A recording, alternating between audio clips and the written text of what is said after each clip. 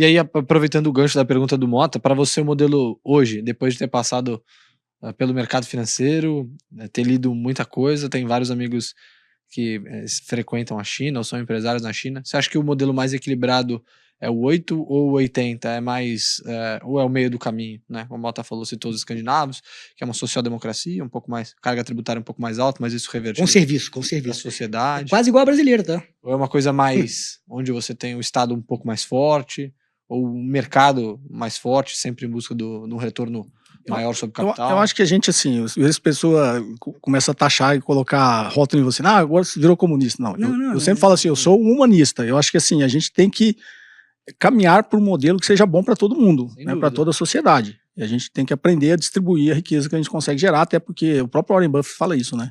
Quando ele doou todo, ele falou assim, cara, toda a riqueza que eu extraí foi da sociedade, né? Foi ela que me entregou e eu, de alguma maneira, eu tenho que devolver. E, inclusive, o Warren Buffett é um que defende a maior tributação sobre os mais ricos. Eu acho que isso é uma agenda super... Acho que o nível de concentração de renda está absurdo. Então, assim, costumo falar, vocês, com certeza, eu também me considero privilegiado na sociedade. Primeiro, eu não nasci pobre, meu pai era um servidor público, mas era de classe média, talvez até classe média baixa, mas pôde me dar educação. Eu trabalhei como criança porque eu queria, não precisava, não trabalhava para comer. Então, assim, eu me considero um privilegiado, né? E eu não posso, eu tenho 5 filhos. Inclusive tem 2 aqui na Faria Lima, né? E assim, eu não posso achar que o meu filho entrou no mercado com o mesmo nível de oportunidade, de competição do que uma criança que nasceu na periferia, não teve estudo, não tinha pai, não tinha mãe, eu teve que trabalhar desde criança. Não é a mesma igualdade que tem de competição de oportunidade. Então o que eu defendo é que a gente crie uma sociedade que as pessoas que queiram, que tenham que se esforçar, elas tenham as mesmas condições de competição, de oportunidade. E a forma que a gente tem de fazer isso, primeiro, numa transição, o Brasil não tem um plano estratégico de longo prazo. Né? Por isso que a gente estava falando, a gente está sempre pensando como resolver o problema amanhã. A gente não tem, como esses países cresceram, todos eles tinham uma visão de longo prazo, como o país vai ser daqui a 50 anos. Então eu defendo muito mais um projeto assim nacional desenvolvimentista de reindustrializar o Brasil, de levar muito investimento em ciência e tecnologia, levar o Brasil também para a fronteira tecnológica. Talvez a gente viaje um pouco. Mas tem dinheiro para isso. Talvez eu viaje um pouquinho aqui, porque eu já estou olhando lá na frente, né? Mas a gente não tem esse problema aí, nós vamos ter. Mas eu defendo isso, mas a gente tem dinheiro para isso. Ou todo o dinheiro, a gente arrecada 40% do PIB. Tá? A gente hoje arrecada mais que a média do G7. Tá? Então, ou seja, a gente arrecada tudo como gente grande, como quase país nórdico, e não entrega nada. O nosso investimento público foi para as mínimas. Porque todos os 40% que a gente arrecada, 92% virou um basket, sabe? Uma planilha de Excel. Paga isso, paga aquilo, não sobrou nada. Como é que a gente vai financiar isso? Se já que tem 40% da arrecadação, não vai botar que é 60% da arrecadação? Aí vai ter um crowding alto, vai ter tipo assim, a lei de Laffer. É Laffer? Desculpa, eu esqueci. Mas como que a gente vai isso? Via endividamento. Pô, a gente já está com 80%. E a gente paga 10% de real para frear uma economia que é estimulada pelo governo. De onde vai vir? Tipo, eu fico brincando de chip Brás. Primeiro, a gente tem dinheiro para isso. A gente forma quanto dinheiro por ano? Tipo, aí que tá bom. Mas, assim, é bonito falar, vamos montar uma chip Brás. Com que dinheiro? Mas quando você fala assim, a gente tem uma base de 40, né? Vou aumentar de 40 para 60? Não, você pode manter o 40, desde que você aumente a base. A gente tem que aumentar a riqueza do país. Eu posso manter uma carga tributária de 40% e aumentar a base. Como que eu aumento a base? Fazendo investimento. Mas precisa de dinheiro para investir. Ou você vai ter que se endividar. E sua dívida já está em 80. É o que eu sempre falo, assim, as pessoas às vezes param, e eu falo com propriedade, tá, inclusive nos 2 livros aí eu falo disso, tá? Eu defendo isso, que hoje eu sou crítico. Inclusive a continuação da fábula do Estado da Ilha vai ser aí é como a economia funciona, né? O próximo é como a economia deveria funcionar. Então, quando eu falo assim, eu passei muito tempo também, que é os livros de economia que você estuda, falam tudo isso, né? Em poupança e investimento, né? Para eu investir, eu preciso ter poupança. Tautologia. Poupança e investimento. Só que as pessoas esquecem que para você ter poupança, você precisa ter o quê? Renda. Para você ter renda, você precisa ter o quê? Crescimento. Gasto. Gasto de um é renda do outro. Mas gasto a gente já tem. Fica tranquilo que nesse aí é bom. Gasto vira renda vira poupança, poupança vira investimento. Depois o ciclo recomeça. Em algum momento, os Estados Unidos e a China são as 2 maiores economias do mundo, não são? São. Eles têm déficit fiscal há 40 anos.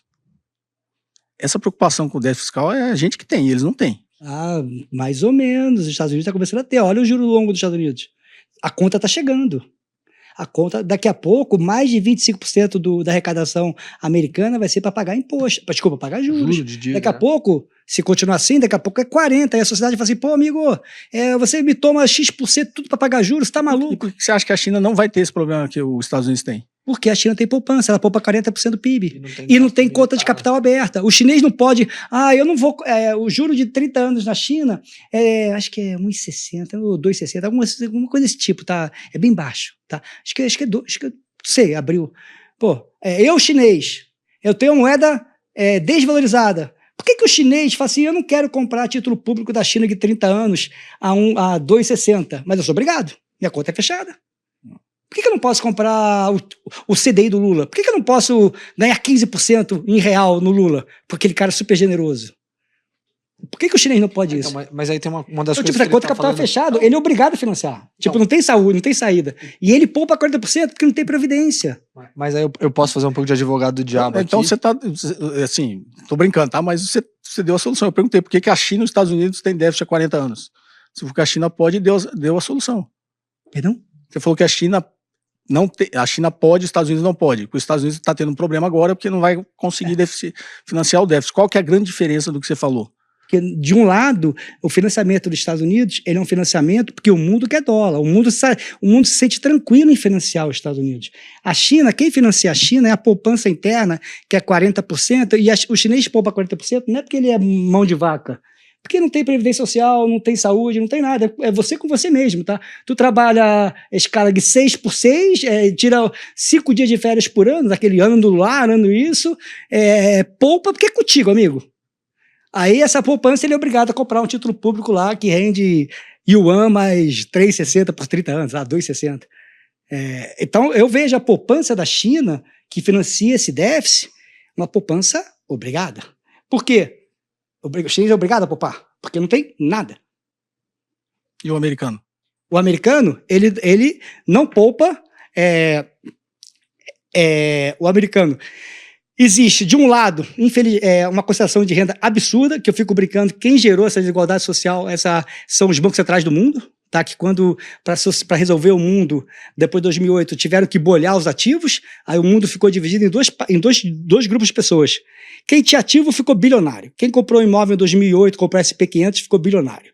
Porque o cara é visionário? Não. Pô, eu automaticamente comprei, sempre comprei. Caramba, aí o Banco Central botava dinheiro, juro zero, e a coisa foi, pô, um imóvel saiu de 100 mil dólares, cara, já tá 4 milhões. Pô, o SP500 já tá tudo. Então, quem tinha dinheiro, ficou mais rico, graças ao quê? As bolhas que os bancos centrais fizeram. E por que os bancos centrais fizeram bolha? Porque nessa bolha, quem tinha capital teve um efeito renda positivo e pôde gastar mais. Aí a área de serviço teve que contratar, gerar emprego para dar suporte, para atender a demanda das pessoas que tiveram efeito renda positivo e que começaram a gastar mais. Tá? Então, é só isso. Tipo assim, o que eu quis levar ao lado. E quando você fala da questão do déficit público, na minha opinião, a discussão dos Estados Unidos está no limite. Se você olhar, pô, a Acordo de Mar-Lago, meu Deus, é um default. É um default. É um default. Não, mas vamos voltar de. Assim, só pegando o gancho aqui. Quando os Estados Unidos, você falou que vai ter esse problema, ele vai começar a ter o problema que a gente tem. Por quê? Porque o mercado, para ele se financiar, está diminuindo, né? A preocupação dele com a hegemonia do dólar é justamente esse. O mercado, quando ameaça o BRICS parar de usar, porque quando o mundo começa a parar de usar dólar, ele tem menos mercado para pôr a dívida dele.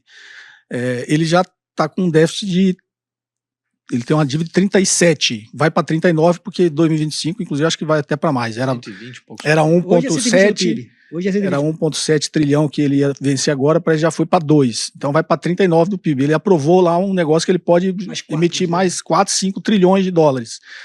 O grande problema é que ele está prevendo que ainda existirá mercado para ele colocar a dívida americana. E já está claro que ele não vai ter esse mercado. Por isso que ele começa a ter esse problema. O americano vai pagar a conta, talvez. Então, esse é o problema que os Estados Unidos têm pelo seu expansionismo militar.